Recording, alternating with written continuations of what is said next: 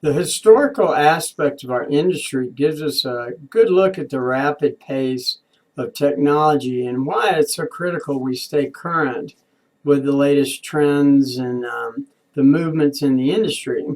And commercial electricity, when we really think about it, has only been around a short 130 years in the United States as a real factor. But we can see that in that short period of time, we strung the entire United States with enough cable to go around the world a couple million times, and we've accomplished a lot in the electrical industry in a really, really short period of time.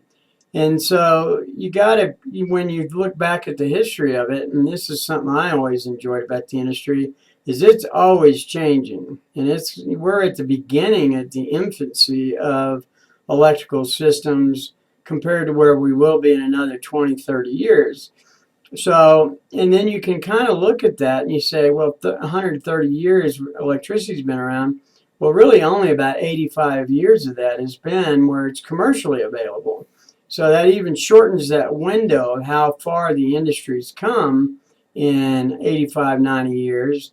Then you realize that computers have really only been in the mainstay of construction for 20 years now. And they really weren't very widely accepted, and plus Microsoft was so buggy back in those days that, there was more of a hassle than it was worth doing the work. But here we're finally seeing that in the last 5 years, and actually 10 years it started, we're getting better and better systems that can help us manage our projects in a much stronger way than we ever were before. So, we got to remember that everybody, this is the entire, United States, everything that we all touch has electricity to some degree. So you're really living in this dynamic environment that will, every new electrical device that's created or every new chip that comes online will force more electrical services to be required and for you to be aware of as to how they work and how to service that type of industry. So you really walked into this really neat scenario it's kind of a rock and roll, grab onto it and run like heck, because there will never be a dull moment in the electrical industry, I don't believe. And to give you an idea of that, I'm just going to take you back down memory lane a little bit. The only reason I'm doing this is kind of give you an idea of what we used to have to do, not 30 years ago, compared to what you guys are doing some 20 years later. So you can really see the differences and why these things are so phenomenally different, but that you want to maintain the same elements of management between the two. So as a young engineer, I was it was the late 70s, and I was selected to be a project engineer on a 50-story building in Dallas, Texas. And for me, that was a really, really big deal.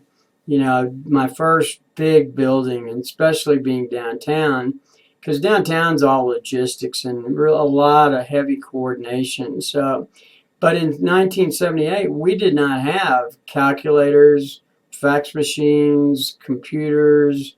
Imagine living without your smartphone. Well, that wasn't in our game plan for some 20 years. And iPods, and we did finally get to a point where we had cell phones, but they were about as big as a shoe, and you'd put it on your ear. And if you could get a reception, you were doing really well. And those were, and they'd heat your ear up. They were so darn big and hot. But so, and then you have to remember the software that goes along with it today. And to give you an example, I was one of my duties as a project engineer was scheduling. So we had a 50-story building, and we had 3 blackboards, the full length of this conference room. It was a really big conference room.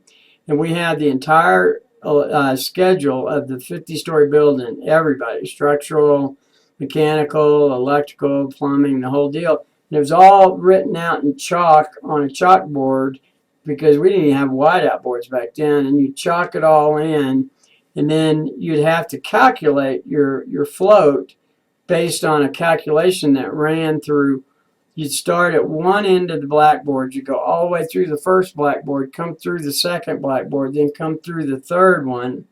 Now you got to remember, we didn't have calculators either. So then you'd come back from there and come all the way back around and through that blackboard and then back through your other blackboard. And then you would have your positive and negative float for a specific activity. And then you could determine where the critical path was, because in those days, interest rates were 18%. So if we could shave a week off a job, it was worth millions of dollars. And if we could save a month, and in some cases we were able to do that, just shave a month out of it, saved them, multiple millions of dollars just in interest rates. So there was definitely there was a need for it, and everybody back then was much more schedule oriented because of the interest rates. So that just kind of gives you an idea how the software is just taken over and taken all of that work and made it so easy for us to look at the right answers. So, and this is another reason to understand why the formats of emails and electronic software and everything came to be what they are today. The email really came out of a need to rapidly be able to send mail, bypass the administrator, which was saving money. And then the thing that they didn't really realize is it cut out all peer review of your managers to the project engineers. And but nonetheless, that's the way it worked. And you in emails, which we're going to be dealing with in this section specifically, a good example of the way emails were handled. In our day, we didn't have emails. So what we would have to do is we would have to take a piece of paper out, and it was double spaced with a pen, and every aspect of management was handled on pieces of paper and pens. And then they would all go into that system that the administrator would then take it, and then she would type everything out, and then with a real typewriter. I mean, these are the IBM Selectrics that you saw so prevalently with the IBM stickers on them. And so she'd type it out, then you'd get your draft, and then you weren't even done yet. So if you wrote a letter in the morning, you'd have to get it through the admin. Hopefully you'd get it by the afternoon so you could review it with the project manager that night so you could send it out, okay? So now that's a heck of a lot longer than writing something up and hitting send, I can tell you that.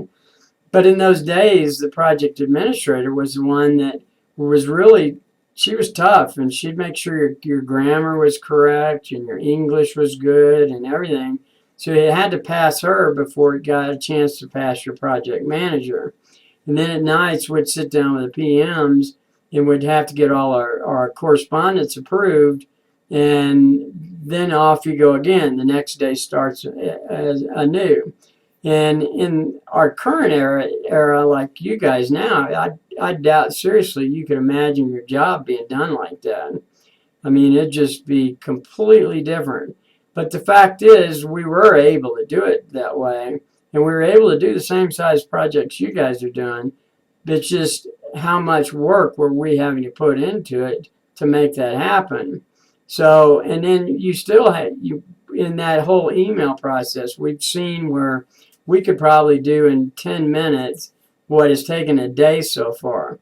And we still haven't delivered that specific piece of correspondence in the old school. We would then have to call a messenger service that would charge us to drive around Dallas and deliver all our mail every day because the post office is too slow.